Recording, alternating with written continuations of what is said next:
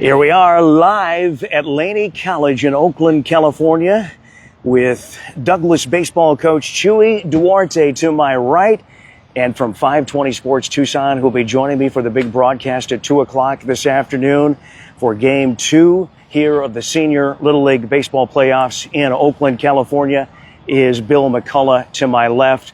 And Chuey, first of all, just run down your whole experience so far with the tournament. And you've got quite a nice field here, but it's not all grass. It's what's it called? Turf? Yeah. Well, good morning.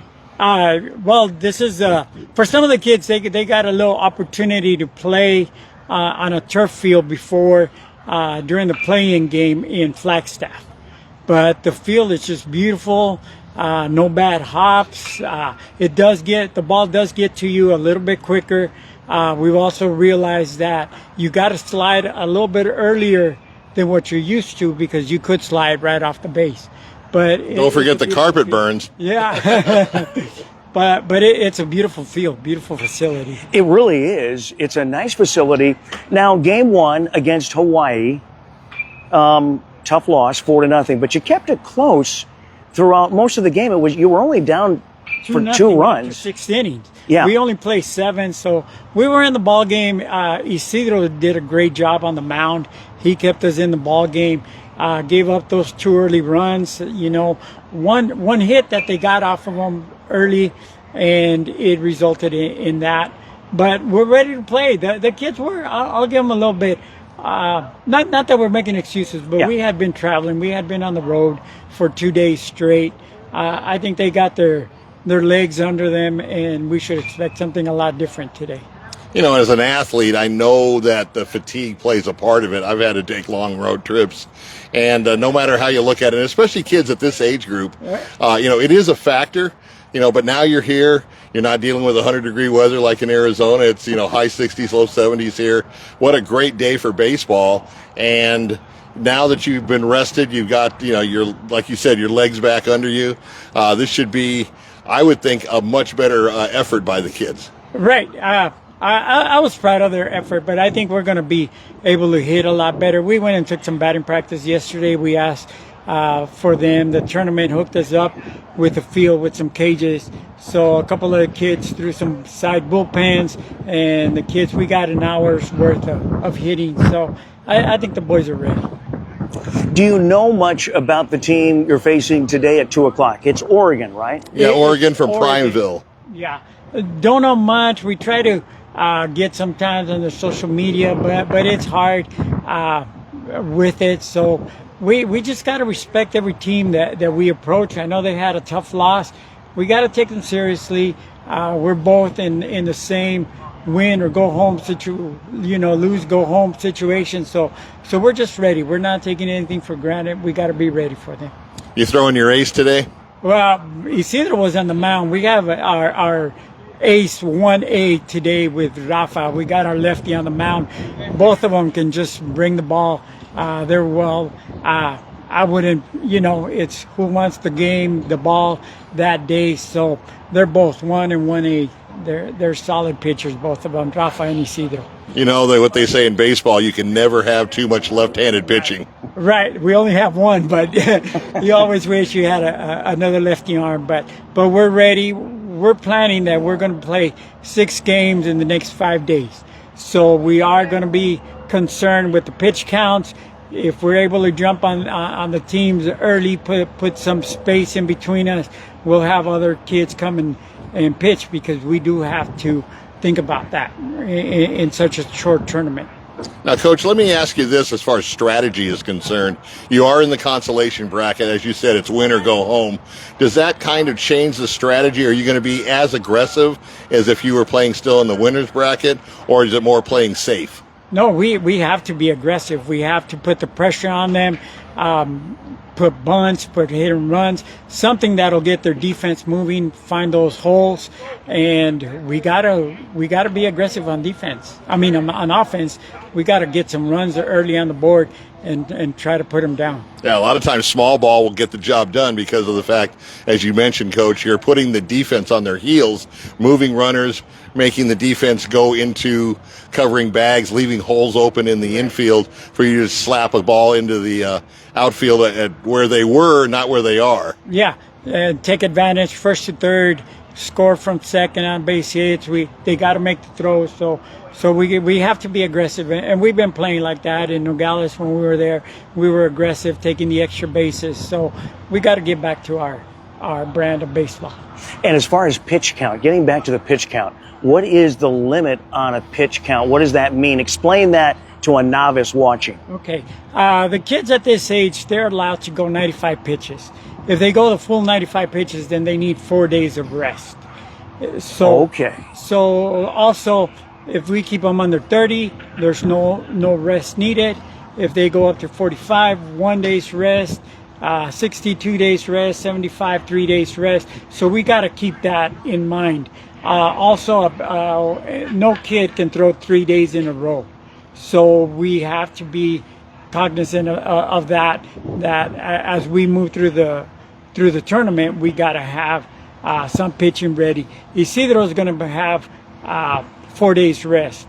It was a good thing we had a day off yesterday. So today's his second day. Then we have Saturday, Sunday, but Monday he'll be ready to go. And Mondays when things get interesting. Make it to Monday. We have a doubleheader on Monday, then championship Tuesday. So we have to be cognizant with the pitch counts and manage our pitching staff. You know, I know the folks at home definitely want you to play those Monday, Tuesday games, right, and keep it going Sure. for Southern Arizona, not just for Douglas, but we've got everybody in Southern Arizona going to be watching today. You know, we appreciate that. We felt that support. We hear it, you know, not only from Douglas. We've heard from people all over Sierra Vista, Phoenix, Tucson, Cochise County, all of it, you know, so we appreciate that. And you're representing we're trying to Arizona now. Yeah, and today the boys already have their jerseys on. We had a United Engine in Douglas. They bought us some shirts last minute, so the boys are wearing Arizona shirts on them. Our first day we wore our Douglas. Today they're wearing Arizona shirts. Sweet. I noticed that the Arizona uniforms kind of are tailed after the Diamondbacks, the way they look. Yes, the font there resembles an Arizona Diamondback. Yeah, I picked that up right away. I even was talking with Todd about that. Yeah. Chuey, we talked on the phone last night. It takes money, a lot of money, to bring all the team here. You know, you got to provide food, you got to transportation, you got to provide, you know, shelter, lodging. The community really came through in a big way for you. I know you want to thank a few people. Oh yeah, the community was great. You know, we had great donors. We had a former teammate of mine, former minor leaguer, former Cochise College Apache, Martin Martinez, was very generous with a donation. So we're able now to take the kids out and have some good meals for them. The lodging is taken care of. Gas is really expensive here. It's almost $5 a gallon. We have a big van that we were able to borrow or rent in Douglas. It's a bit of a guzzler. It's giving us about 13 miles to a gallon. So we're stopping, you know, and fueling up. But the whole community that just stepped up and helped us out, it's been great. It's been great. It makes it so much easier for the boys to just come here and concentrate on playing baseball. And I understand, because of the field, is it true that some of the players actually had to get different shoes or cleats? Yeah, but by this age, they're used to playing with the metal cleats. So when they told us that, there were a couple kids that had to go buy some molded cleats. There were other ones that one of the teammates had some at home and was able to borrow them, but they all got new cleats. I know that for my son, for Diego, he decided to go with regular turf shoes because they look like tennis shoes. He can wear them more than if he got the molded cleats for him. So Yeah. Even a football style shoe with the wedges on them Right. would be good for this Would type help of field. right. Well, we wish you the best of luck. Now, yesterday with your day off, did you have a chance to kind of do a little sightseeing a little bit? We did, like we said, we got into the batting cages from 10:30 to 11:30. Came back to the hotel. We had some pizza waiting for the kids. They ate their lunch, got ready, showered, and then we went across the Bay Bridge. It was great to see some of these kids for the first time, seeing the Bay Bridge, seeing across the bay, being able to see the Golden Gate Bridge, looking at Alcatraz. We spent most of the time at Fisherman's Wharf there. They walked around, and then on the way out, you drive through downtown. We're seeing all these skyscrapers. It was a great experience to see for the kids, and that's what you just want to expose them to something else so that they can see. Some of them are fortunate enough to play college ball. They'll also get to travel, see other parts of the country, and I think that would be great for them.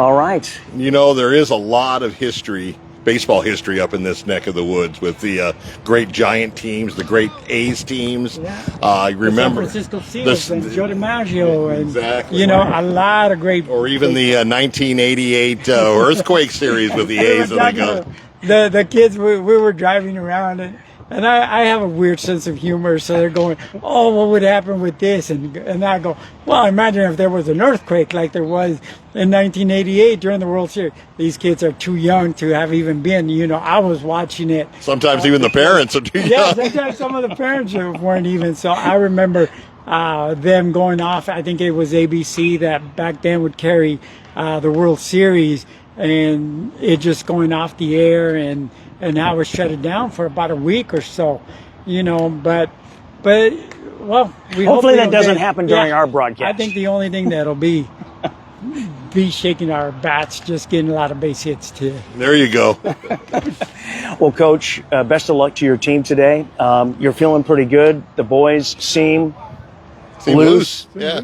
They seem ready, and it's like I say, it's do or die. You got to win today. Yeah. Can't lose anymore. So, and last thing, I want to thank the parents for being supportive, and there were some parents that were able to travel with us, so they're going to be hearing some cheering there from hometown fans, and so we appreciate that. I get up in the morning, there's so many messages that I'm receiving from people wishing the team well, so we appreciate that.